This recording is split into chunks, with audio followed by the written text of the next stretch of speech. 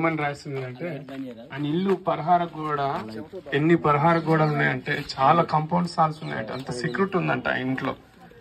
ఆయన ఇంట్లో కుక్కలు చాలా మరి సెక్యూరిటీ కూడా ఆర్మీ సెక్యూరిటీ అంత భద్రంగా ఉంటాడు ఆ ఇంట్లో. ఆయన ఒక చిన్న ఫంక్షన్కి వెళ్ళినప్పుడు పక్కన ఒక వ్యక్తి పొడిచి చంపాడు.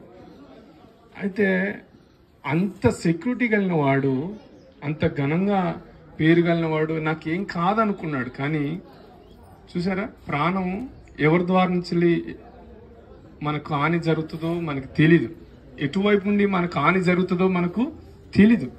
నేనేమంటానంటే కాపాడే దేవుడు మనకు తోడు లేకపోతే మనము కాపాడబడలేము. నువ్వు ఎంత భద్రంగా నువ్వు భద్రపరిచినా ఈ రోజుల్లో ఏమి తిన్నా అనారోగ్య పరిస్థితి. హాస్పిటల్లో వేలు రూపాయలు ఖర్చు పెడుతున్నారు. జ్వరం వచ్చిందని హాస్పిటల్కి వెళ్తే కిడ్నీ ఫెయిల్యూస్ అని, క్యాన్సర్ అని, ఏమండి పక్షవాతం అని ఎన్నో విధమైన రోగాల చేత పీడించబడుతున్నారు. ఈ దినాల్లో దేవుడు మనం కాపాడుతున్నందుకు ప్రతి సంవత్సరం ఈ కృతజ్ఞత స్తుతి కూటంలో దేవుని స్తుతించాలి. గట్టిగా చెప్పండి. అందుకోసమే మనం ఏం చేయాలి? స్తుతి కూటం అనాలి. ఈ బర్త్డేలో ఖచ్చితంగా దేవుని ఏం చేయాలి? దేవుని చేతులెత్తి స్తుతించాలి. మేఘనను బట్టి ప్రభుకి స్తోత్రం చెప్పండి గట్టిగా. స్తోత్రం స్తోత్రం స్తోత్రం స్తోత్రం. దేవుడు ఆ బిడ్డను కాపాడాడు. యేసుక్రీస్తు మనకు రక్షకుడిగా ఉన్నాడు. యేసుక్రీస్తు పుట్టినప్పుడే నేను రక్షకుడిని సెలవిచ్చిన దేవుడు. ఆ రక్షకుడు మనకు తోడు లేకపోతే మనం కాపాడబడలేం. కనుక ఈ రోజు నా ప్రభు నీతో మాట్లాడుతున్నా. ఇంకా ప్రభుని ఎరక వాడు అయితే యేసుక్రీస్తు నీకు ఇస్తున్న మంచి శుభవార్త ఏంటిదంటే ఆయనను రక్షించువాడు, కాపాడువాడు, విమోచించువాడు. నీ సమస్త వ్యాధి బలహీనత నుండి, ఆయన అపాయం నుండి నిన్ను కాపాడే శక్తి గల దేవుడు యేసుక్రీస్తు ఒక్కడే. ఆయన అందరికీ దేవుడు, అందరికీ ప్రభువే ఉన్నాడు. దేవునికి స్తోత్రం కలుగును గాక. ఆయన నీకోసం ప్రాణం పెట్టాడు, రక్తం చిందించాడు, తిరిగి లేచిన దేవుడు. ఆయన ఎందు విశ్వసించినట్లయితే, ఆయన రక్తంలో కడగబడినట్లయితే నిశ్చయంగా దేవుడు నీకు తోడే ఉంటాడు. నీకు ఆపద నుండి నిన్ను కాపాడి, నీ కష్టాల నుండి, నీ శ్రమ నుండి కాపాడే శక్తి గల దేవుడు. అందును బట్టి నేను ప్రభుని స్తుతిస్తున్నాను. ఈ బర్త్డే కార్యక్రమంలో మధుకర్ని బట్టి, అలాగనే రమ్యని బట్టి నేను ప్రభుని స్తుతిస్తున్నాను. దేవుడు వారిని కాపాడాడు, చక్కటి కుమార్తెనిచ్చాడు. దేవునికి స్తోత్రం. దేవుడే మనల్ని కాపాడబోతే నేను ఇక్కడ ఉండను, దేవుడే కాపాడబడలేకపోతే నువ్వు ఇక్కడ ఉండవు. ఎంతో మంది మన కళ్ళ ఎదుట ఎన్ని ప్రాణాలు పోతున్నాయి, ఎటువైపు నుండి వస్తుందో తెలీదు. నిన్నగాక మొన్న మరి తమిళనాడులో ఒక మరి ప్రజానాయకుడు విజయ్, ఆయన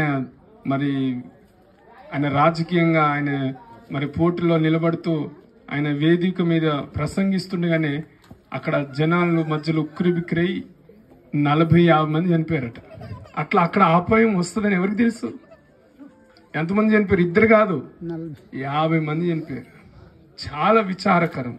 నేనేమంటున్నానంటే దేవుడు మనల్ని కాపాడకపోతే, దేవుని కాపుదల లేకపోతే మనం ఉండలేం. ఇంతకుముందు మనం పాట రాసుకున్నాం కదా, నీ ఆజ్ఞలే నీదే ఏదైనా జరుగునా, నీ కంచె దాటగా శత్రువుకు సాధ్యమా. అందరు కలిసి పాడదాం.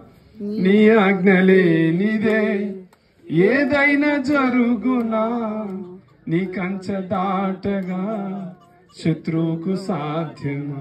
ఏమైనా చేయగలవు, కథ మొత్తం మార్చగలవు, నీ నామముకే మహిమంతా.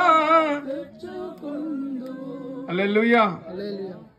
దేవుడు మనతో ఉండలేకపోతే మరి శత్రువు మనల్ని ఎటువైపు నుండి అపాయం మనకు తీసుకొస్తాడో తెలియదు. ఎప్పుడు చూసినా ఉదయకాలం యేసు రక్తమే జయమనాలి అనండి. యేసు రక్తమే జయం అనండి. యేసు రక్తమే జయం, యేసు రక్తమే జయం, యేసు రక్తమే జయం, యేసు రక్తమే జయం. ప్రార్థన చేసేటప్పుడు ప్రభువా నీ యొక్క రక్తపు కోటలో నా కుటుంబాన్ని భద్రపరచు, ఏ శత్రువు నా ఇంట్లోకి ప్రవేశించకూడదు ప్రభువా అని ఉదయకాలము సాయంకాలం ఈ నోట్లో ఈ వచనాన్ని పలకాలి. యేసు రక్తమే జయం, యేసు రక్తమే జయం, యేసు రక్తమే జయం, యేసు రక్తమే జయం, యేసు రక్తమే జయం, యేసు రక్తమే జయం. దేవునికి స్తోత్రం చెప్పండి గట్టిగా. హల్లెలూయా. అదే మనం చదువుకున్న కీర్తనకారుడిలో అక్కడ రాయబడింది, కుమారులు యెహోవా అనుగ్రహించు స్వాస్థ్యం. కుమారులు దేవుడిచ్చు అనుగ్రహించు గొప్ప స్వాస్థ్యం అంటూ కింద వచ్చిన వాళ్ళు అంటాడు, గర్భఫలం యెహోవా ఇచ్చు. అంటే కుమార్తెలు కలిగిన వాళ్ళు బాధపడతారేమో వెంటనే కింద వచ్చిన వాళ్ళు రాయబడింది, గర్భఫలము యెహోవా ఇచ్చు. ఇప్పుడు కుమారులు యెహోవా అనుగ్రహించే స్వాస్థ్యం అన్నప్పుడు కాస్త మధుకర్ కూడా బాధ ఉండొచ్చు, నా కుమారుడు లేకపోయినా ఆయన బాధ ఉండొచ్చు. కానీ గర్భఫలము దేవుడిచ్చు. అమ్మా, గర్భఫలం ఎవరిచ్చు బహుమానం? దేవుడిచ్చు బహుమానం. దాన్ని మనం కాదని లేదు. దేవుడు